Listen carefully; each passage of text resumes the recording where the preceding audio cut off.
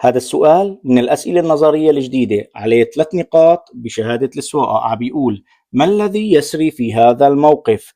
مثل ما احنا شايفين نحن متجهين باتجاه اليسار، والدليل مشغلين غماز يساري. في المنطقة المحظورة يجوز لي القيادة بها بغرض الاستدارة، يعني أنا بدي أستدير وأرجع، أو لا يجوز لي القيادة بها، أو يجوز لي استخدامها في حالة الازدحام المروري، يعني إذا في عندي ازدحام مروري بقدر أنا أطلع عليها وأتجه باتجاه اليسار.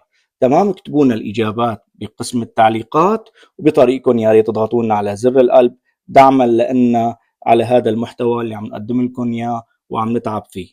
يلا يا رب.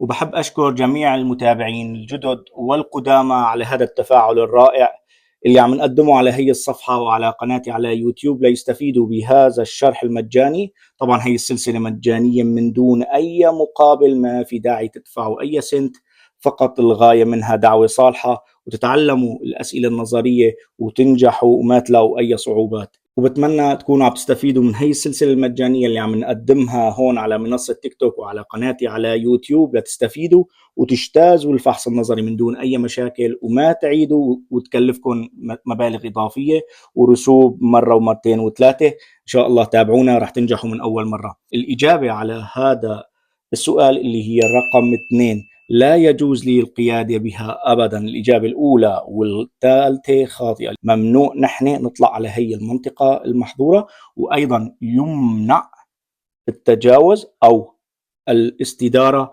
وأيضا لا يجوز لي استخدامها في حال الازدحام لما بيكون ازدحام وتكدس مروري. انتظرونا بالفيديو القادم. كان معكم أنا مدرب سواقة بايرن سالم قاسم. مع السلامات وبالتوفيق للجميع.